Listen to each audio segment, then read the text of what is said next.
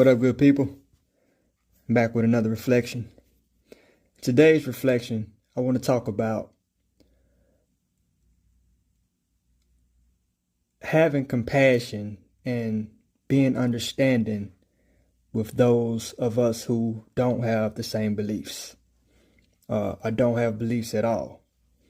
I had a conversation with one of my coworkers yesterday who's he didn't exactly necessarily say he was an unbeliever, but he was kind of leaning towards, having some misunderstandings with the things that are in the Bible. A lot of times as believers, we be so strong in our faith that as soon as somebody tell us that they unbelievers, we immediately turn off. We immediately don't want to hear what they got to say. We don't even want to talk to them no more.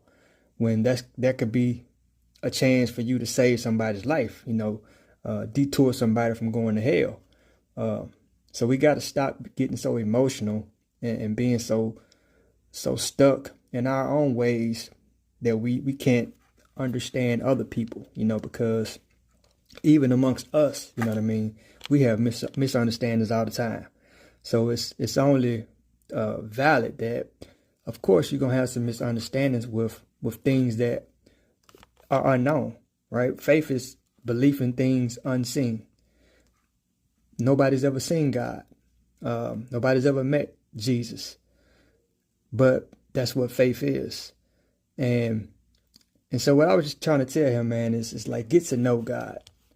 Get to know God for yourself. Forget everything you've been taught by your parents, by, if a pastor was teaching you a certain way and it turned you off, by church, by what you see on TV, by people you're around. Like, get to know God for yourself. You got to have that self-intimacy with God and allow God to speak to your heart.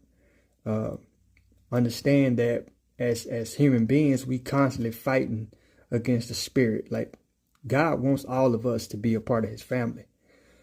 But the flesh, which loves the world, which the world is ordained and destined by Satan, wants us to stay distracted and stay away from God.